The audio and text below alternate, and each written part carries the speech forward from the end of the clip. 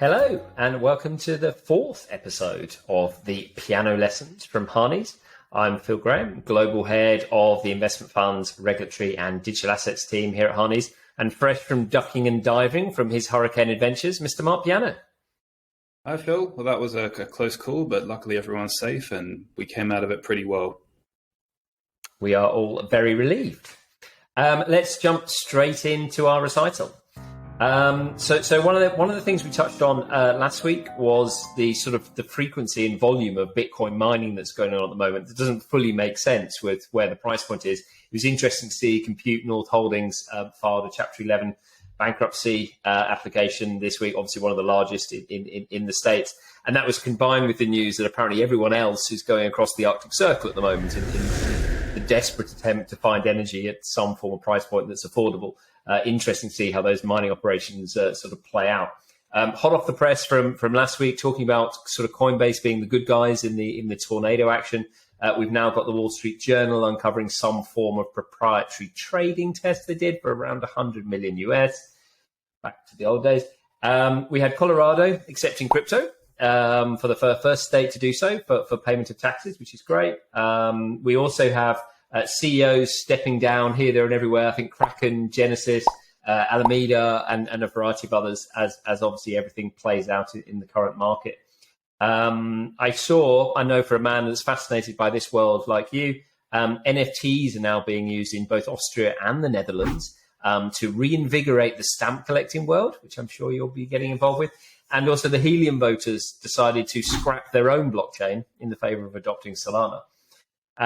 Finally, with my funds hat on, great to see KKR's announcement that they're tokenizing one of their sleeves in one of their PE funds using Securitize.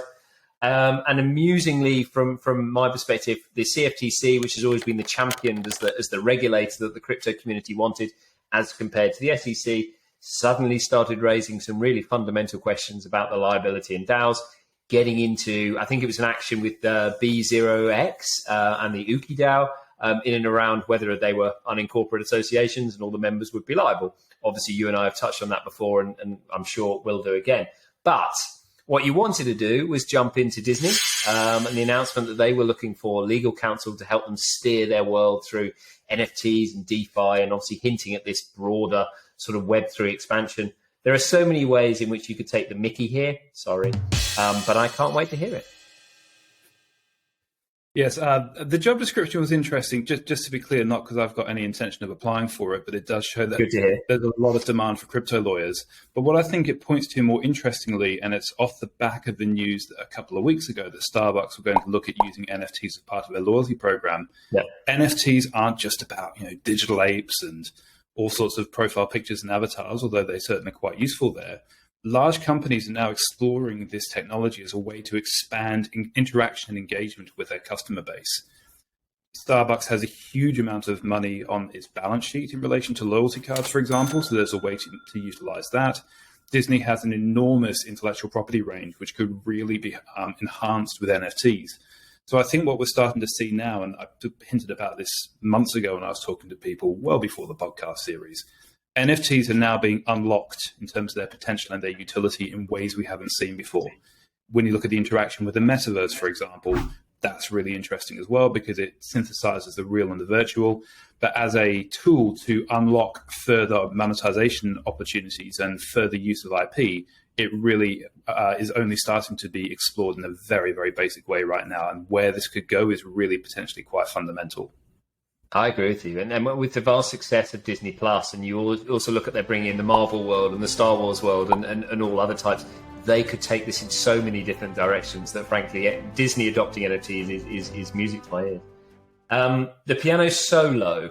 So this is a slightly controversial point, Marc, but I absolutely admire the fact you're going to get into it. With the British pound currently being a shining example of the intercept between politics and a national centralized banking system, isn't it time for Bitcoin to shine? Doesn't it make sense that every country in the world does what El Salvador did and just adopts Bitcoin? You'll have probably seen, I'm sure, that there's been some mockery actually on Twitter between some fairly high-profile people in both El Salvador and Britain about who's got the worst coin. Marc, please dive in. This is Bitcoin's chance, right? Well, will it be Bitcoin or will it be something else? when we look at the decline in value of national currencies, then the question has to be asked, well, what are people going to do if suddenly the money they've saved up or that they're earning doesn't buy as much anymore? And how far does that go? Is that going to be something on a local level where people start to barter between themselves and use some sort of locally accepted means of exchange? I've got a coin from late 1800s, I think, or early 1800s that was made by a baker in Nottingham, and that was allowing people to spend that token in his shop. So it could be that stable coins or Bitcoin or some other token could start being adopted as we get into more and more economic strife. Whether that's permanent or temporary or local or widespread, we don't know, but it is something to look at. It depends on what is value. But then some people, some national governments and central banks might be hoping that the central bank digital currencies become that electronic means of exchange and store of value, that form of money. We don't know. There are lots of central banks experimenting with it. We've got stable coins, which are a form of private money, which is very different to central bank money or commercial bank money. And then we've got these explosion of other types of virtual assets, which some of which are well known and support a blockchain, others of which are meme coins, but they potentially could have value. It depends on who wants it and what for and how much they have of it and what they're going to do with it. So it's a very uncertain time right now. We're seeing some headwinds at the moment and potentially quite a uncertain road ahead. And there's no doubt there are some extreme macro conditions right now. And so everything's being tested, old traditional systems and new cutting edge systems.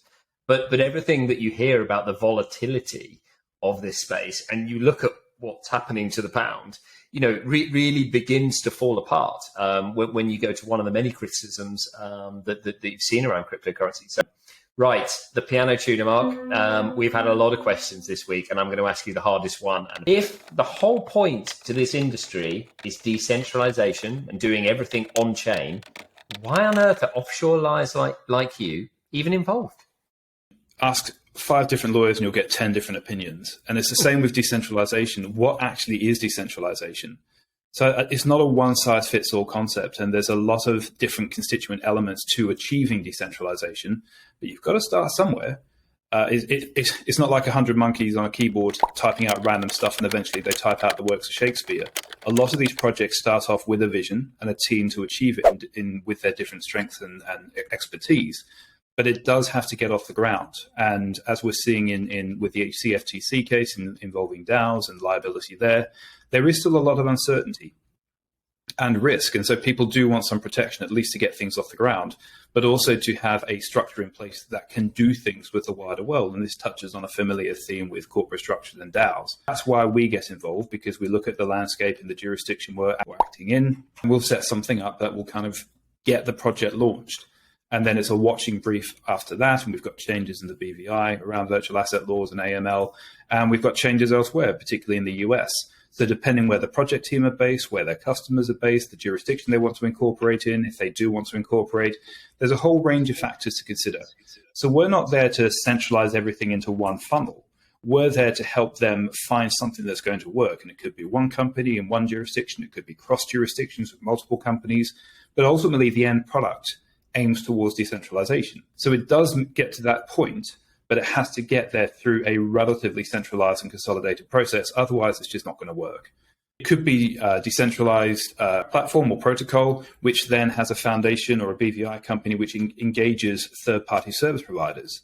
So it funnels through a choke point or a bottleneck, but ultimately the benefit is decentralized. Absolutely. And when you look at why offshore, I think there's this slight misnomer that people believe it's around tax. It isn't. I mean, very few of our conversations even mention the word tax, certainly not the first few structuring calls. It's all about stability and it's all about predictability. As you say, there are so many different aspects to these projects and there are so many directions of travel. And often you have a collection of people that are coming together that are not in one place and are doing a whole variety of different things with other people who are not in one place. And so having that sort of international financial center as the underpinning of it to allow you then to have the flexibility to go off and do what you need to do and pivot where you need to pivot, as so many of the projects do, is so perfectly what the offshore vehicles were always meant to do. And I think that meeting of the two worlds has been part of the reason for the huge success. Thank you ever so much indeed. Really appreciate it. And subject to you not taking that Disney job, see you next week. Thank you so much, Phil. See you next week.